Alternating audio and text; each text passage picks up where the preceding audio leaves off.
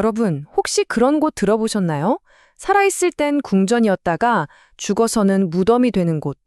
베트남에 바로 그런 삶과 죽음의 경계가 아주 희미한, 정말 특별한 건축물이 있습니다. 오늘 저와 함께 이 신비로운 공간의 문을 한번 활짝 열어보시죠. 보통 무덤이라고 하면 죽은 사람을 위한 공간이잖아요.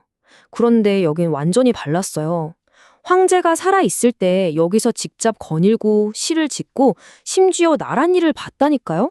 아니 대체 어떻게 궁전이면서 동시에 무덤일 수가 있는 걸까요? 자, 그럼 첫 번째 질문부터 한번 파고 들어가 보죠. 도대체 황제는 왜 살아있을 때 자신의 무덤을 그것도 이렇게 궁전처럼 치웠을까요? 여기에는요, 한나라의 황제로서의 어떤 위험, 그리고 동시에 세상의 시끄러운 일들에서 좀 벗어나고 싶었던 한 인간의 마음이 그대로 담겨 있습니다. 그러니까 여긴 그냥 죽음의 그림자가 드리운 그런 조용한 곳이 아니었던 거죠. 뜨득 황제에게는 복잡한 세상사를 다 잊고 온전히 자기 자신하고만 마주할 수 있는 그런 휴식처였던 거예요. 이 소나무 숲길을 걸으면서 시도 짓고 자연을 즐기고 말 그대로 살아있는 사람을 위한 낙원이었습니다. 그렇다면 이렇게 전에도 없고 후에도 없을 법한 공간을 만든 뜨득 황제, 과연 어떤 사람이었을까요? 이 사람에 대해 알면 이 건축물이 가진 비밀의 열쇠도 찾을 수 있겠죠. 뜨득 황제는 베트남의 마지막 왕조죠. 웅웨엔 왕조의 네 번째 황제였어요. 통치 기간이 무려 36년입니다. 36년? 이건 왕조 역사상 가장 긴 기간이었는데요. 이렇게 긴 재위 기간이 있었기에 이런 거대한 건축물을 구상하고 완성할 힘이 있었던 겁니다. 그가 만든 이 공간의 스케일을 한번 보세요. 1864년부터 3년 동안 지어졌는데 전체 면적이 12헥타르. 감이 잘 안 오시죠? 축구장 17개를 합쳐놓은 크기래요. 어마어마하죠? 그 안에 건물만 50여 채가 들어서 있고요. 이건 뭐 거의 하나의 작은 도시 수준입니다. 이 거대한 단지는 크게 두 부분으로 나눌 수 있어요. 아주 간단하게 말하면 황제가 살아있을 때 활동했던 삶의 공간, 바로 재래구역, 그리고 영원한 자매들 죽음의 공간, 즉 매장구역이죠. 전혀 다른 이 두 세계가 여기서 완벽하게 공존하고 있는 겁니다. 특히 황제가 생활했던 저 재래 공간은요, 진짜 황궁을 그대로 축소해서 옮겨놓은 것 같았어요. 근데 재밌는 건 이름이 겸손의 거처였다는 거예요. 좀 아이러니하죠. 황제가 나란 일도 보고 쉬기도 하고 모든 걸 다 누릴 수 있었던 그만의 완벽한 우주였는데 말이죠. 자, 그럼 이제 마지막 질문으로 넘어가 보겠습니다. 이 궁전은 과연 어떻게 삶과 죽음이라는 두 개의 얼굴을 가질 수 있었을까요? 어떻게 지상의 낙원이자 동시에 영원한 안식처가 될 수 있었을까요? 그 설계의 비밀을 지금부터 들여다보겠습니다. 그 비밀의 핵심은 바로 자연을 활용하는 데 있었습니다. 없는 걸 새로 만들어낸 게 아니라 원래 있던 자연을 아주 지혜롭게 이용한 거죠. 지금 보시는 이 아름다운 류키엠 호수도요, 사실은 원래 이 땅을 흐르던 작은 개울을 막아서 만든 인공 호수입니다. 그 과정이요, 정말 놀라울 정도로 단순하면서도 기발해요. 흐르던 개울을 막아서 댐을 만들고 주변 땅을 파내서 호수를 더 넓게 만듭니다.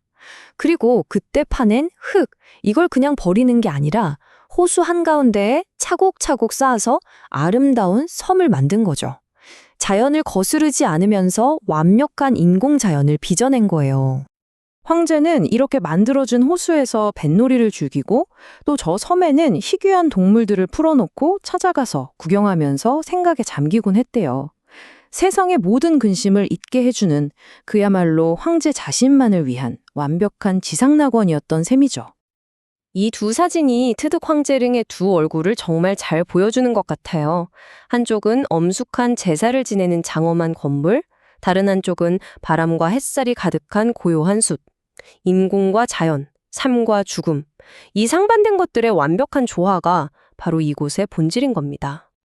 그런데요, 이렇게 웅장한 건축물 그늘 아래에는 황제의 권위 뒤에 가려진 사람들의 작고 소소한 이야기들이 숨어 있습니다. 그 화려함 속에 숨겨진 흔적들을 한번 따라가 볼까요? 대표적인 곳이 바로 이 지키엠 사원이라는 곳이에요. 여긴 뜨득 황제, 자신이나 선대 황제들의 후궁들을 위해 만들어진 공간입니다. 그러니까 역사의 중심에 있진 못했지만 그 시대를 함께 살았던 여인들의 삶과 영혼이 이곳에서 조용히 기억되고 있는 거죠. 이런 걸 보면 이 황제릉이 단순히 황제 한 사람만을 위한 기념비가 아니라는 걸 알 수 있죠. 황제를 중심으로 한 황실 공동체 전체의 삶과 죽음, 또 기쁨과 슬픔을 모두 품고 있는 하나의 거대한 역사적인 무대인 겁니다. 자, 이 모든 걸 보고 나니 우리는 다시 한번 근본적인 질문으로 돌아오게 됩니다. 이곳은 과연 죽음을 위한 기념비일까요? 아니면 삶을 위한 찬가일까요? 아마 정답은 그 둘 다 아닐까 싶습니다. 뜨득 황제르는 삶의 마지막까지 낙원을 원했던 한 인간의 욕망, 그리고 죽음 너머의 영원을 바랐던 한 군주의 소망이 만나서 탄생한 위대한 예술작품이죠. 어쩌면 우리 모두가 꿈꾸는 영원한 안식처라는 건 가장 치열하게 살아냈던 삶의 풍경과 가장 닮아있는 게 아닐까요? 혹시 이런 이야기 들어보셨어요? 죽은 사람을 위한 무덤이 사실은 살아있는 황제의 낙원이었다는 거요? 오늘 저희가 들여다볼 곳이 바로 그런 곳입니다. 베트남의 뜨득 황제릉, 한 황제가 평생을 바쳐서 만든 자기 자신만의 세상이죠. 네, 맞아요. 지금 보시는 이 아름다운 풍경, 이게 사실 사후 세계를 위한 곳이 아니었어요. 황제가 살아있을 때 바로 여기서 뱃놀이도 하고 저런 정자에서 시를 읊으면서 즐기기 위해 만든 말 그대로 지상 낙원이었던 겁니다. 자, 그럼 첫 번째 질문부터 시작해 볼게요. 도대체 왜 이런 공간이 필요했던 걸까요? 한 나라의 최고 권력자였던 황제가 왜 현실에서 벗어날 도피처를 이토록 간절하게 원했던 걸까요? 그 이유가 참 궁금한데요. 뜨득 황제는 무려 36년 동안이나 왕좌를 지켰는데요. 그의 시대가 결코 평화롭지만은 않았습니다. 서구 열강을 쳐들어오지 나라 안에서는 반란이 끊이지 않지. 이런 정치적인 소용돌이 속에서 황제는 시, 예술, 그리고 자연에서 위안을 찾으려고 했던 거예요. 이 거대한 낙원은 바로 그런 황제의 간절함이 만들어낸 결과물이라고 할 수 있죠. 그렇다면 황제의 이 특별한 도피처, 키엠릉은 대체 어떤 곳이었을까요? 지금부터 그 안을 좀 더 자세히 들여다보겠습니다. 여기가요, 크기가 무려 12헥타르나 돼요. 축구장 한 17개를 합친 것보다도 더 넓은 거죠. 50여 개의 건물이 들어선 어마어마한 단지인데요. 근데 진짜 중요한 사실은 여기가 처음부터 무덤으로 지어진 게 아니라는 거예요. 황제가 살아있을 때 쓰던 아주 호화로운 별궁이자 휴양지였던 거죠. 이곳을 이해하려면 딱 한 글자만 기억하시면 돼요. 바로 기엠입니다. 겸손을 뜻하는 한자인데요. 놀랍게도 황제는 이 거대한 단지 안에 있는 거의 모든 건물의 이름에 이 기엠이라는 글자를 넣었어요. 최고의 화려함 속에서 역설적으로 겸손을 이야기했던 황제의 철학을 엿볼 수 있는 대목이죠. 지금 보시는 이 평화로운 호수도요, 사실은 자연적으로 생긴 게 아니에요. 원래는 작은 시냇물이었는데 그걸 막아서 인공적으로 만든 르우키엠 호수라고 합니다. 황제는 여기서 뱃놀이를 하면서 온갖 시름을 잊었다고 하죠. 그렇다고 황제가 쉬는 공간만 있었던 건 아니에요. 이곳에는 그의 후궁들이나 선조들을 모시는 사당도 함께 자리하고 있거든요. 그러니까 살아있는 사람의 즐거움과 죽은 사람에 대한 추모가 한 공간에 같이 있었던 셈이에요.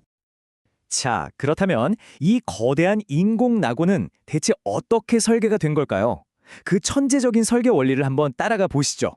바로 이 문구가 모든 걸 설명해 줍니다. 핵심은 뭐냐면요, 인공적인 구조물이랑 자연이 완벽하게 하나가 되게 만들었다는 거예요. 작은 시냇물을 막아서 거대한 호수를 만들고 거기서 파낸 흙으로는 섬을 쌓고 자연을 거스르는 게 아니라 오히려 자연을 이용해서 더 큰 자연을 만들어낸 거죠. 정말 대단하지 않나요? 그래서 이곳을 걷다 보면요, 이게 그냥 산책이 아니라는 걸 알게 돼요. 황제가 다 설계해 놓은 하나의 여정을 경험하는 것과 같거든요. 자연스럽게 호수에서 시작해서 정자 같은 휴식 공간을 지나고 제사를 지내는 엄숙한 공간을 거쳐서 마지막에는 무덤에 도착하도록 방문객의 감정선까지 다 계산해서 길을 만들어 둔 거죠. 그 여정의 시작은 바로 물을 건너는 거예요. 이 다리를 건너는 행위 자체가 시끄러운 바깥 세상과 나를 분리시키는 어떤 상징적인 의식 같은 거죠. 고요한 호수를 보면서 마음을 정리하고 드디어 황제의 세계로 들어서는 겁니다. 다리를 건너고 나면 이제 황제가 여유를 즐기던 공간들이 눈앞에 펼쳐집니다. 시를 읽고 뱃놀이를 즐기고 또 자연을 감상하기에 가장 좋은, 가장 아름다운 자리에 이런 정자들이 놓여 있는 거죠. 이렇게 즐거운 공간을 지나면 길은 어느새 우리를 더 조용하고 엄숙한 곳으로 이끌어요. 바로 제사를 지내는 구역이죠. 분위기가 확 바뀌면서 이곳이 그냥 놀기만 하는 곳이 아니라 아주 신성한 장소이기도 하구나 하는 걸 다시 한번 깨닫게 해줍니다. 결국 이 모든 걸 종합해보면 핵심은 이거예요. 여긴 그냥 건물 몇 개 모아놓은 곳이 아니라는 거죠. 창조자인 뜨득 황제, 오직 그 한 사람을 위해 완벽하게 만들어진 살아 숨쉬는 하나의 세계, 그리고 조경 건축 역사에 남을 위대한 걸작인 겁니다. 한 황제가 현실의 고통을 잊으려고 이렇게까지 완벽한 세상을 만들었는데요. 이걸 보면서 마지막으로 이런 질문을 던져보고 싶네요. 만약 여러분에게 자신만의 낙원을 만들 기회가 생긴다면 여러분의 세상은 과연 어떤 모습일까요?